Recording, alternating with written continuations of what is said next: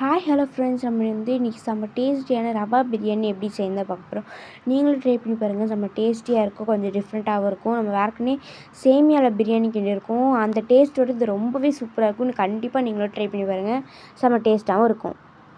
அதுக்கு முதல்ல தேவையான பொருட்கள்லாம் பார்த்துடலாம். வெங்காயம், தக்காளி, பீன்ஸ், கேரட் இதெல்லாம் கட் பண்ணி வச்சுக்கலாம். பச்சை மிளகாய் வேணுன்னா சேர்த்துக்கலாம். நாங்கள் இன்றைக்கி மிளகாய் தூளே கொஞ்சம் அதிகமாக சேர்த்துருக்கோம், அதனால் பச்சை மிளகாய் சேர்க்கல. அதுக்கப்புறம் ரவா எடுத்து வச்சுருக்கோம் தேவையான அளவு. நாங்கள் இன்றைக்கி 2 பேர் சாப்பிட்ற அளவுக்கு செய்ய போகிறோம். அதுக்கப்புறம் தேவையான ஸ்பைசஸ்லாம் எடுத்து வச்சுருக்கோம். நெக்ஸ்ட்டு சும்மா கொஞ்சமாக இஞ்சி பூண்டு பேஸ்ட் சேர்க்கணும், அதனால் கொஞ்சமாக இஞ்சி பூண்டு பேஸ்ட் எடுத்து வச்சுருக்கோம். இப்போ நம்ம ரவா பிரியாணி செய்ய ஆரம்பிச்சிடலாம். நம்ம இப்போ கடாயை எடுத்துகிட்டு அதில் எண்ணெய்லாம் ஊற்றாமல் சும்மா ரவாயை நல்லா வறுத்து எடுத்துக்கலாம். சும்மா லைட்டாக மட்டும் வறுத்து எடுத்துக்கோங்க, ரொம்பலாம் வறுக்கணும்னு அவசியம்லாம் இல்லை. இது போல் வறுத்து எடுத்துக்கோங்க. இது போல் லைட்டாக மட்டும் ப்ரௌனாக வர மாதிரி வறுத்து எடுத்துக்கோங்க.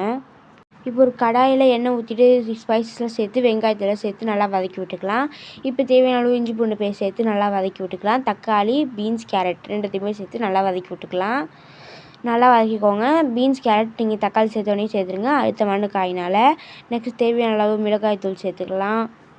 நெக்ஸ்ட்டு தேவையான அளவு கரம் மசாலா சேர்த்துக்கலாம். செம்ம டேஸ்ட்டாக இருக்கும் கரம் மசாலா சேர்த்தா. நெக்ஸ்ட்டு பிரியாணி ஃப்ளேவர் கொடுக்கறதுக்காண்டி கொஞ்சமாக பிரியாணி பவுடர் ஆட் பண்ணியிருக்கோம், நீங்களும் ஆட் பண்ணிக்கோங்க. நெக்ஸ்ட் எல்லா பவுடரும் சேர்த்து நல்லா கலந்து விட்டுக்கோங்க. எல்லாமே எல்லா பவுடர் கூட நல்லா ஒன்றா சேரணும். நெக்ஸ்ட் நாங்கள் இன்றைக்கி 2 கப் தண்ணி ஊற்றிருக்கோம். அதே கப்பில் 2 கப் தண்ணி ஊற்றிருக்கோம் 2 பேருக்காண்டி. நெக்ஸ்ட் ரவை சேர்த்து நல்லா கிளந்து விட்டுக்கிறோம். அவ்வளோதான், நம்மளோட ரவா பிரியாணி ரெடி. கண்டிப்பாக நீங்களும் ட்ரை பண்ணி பாருங்கள். தேங்க்யூ.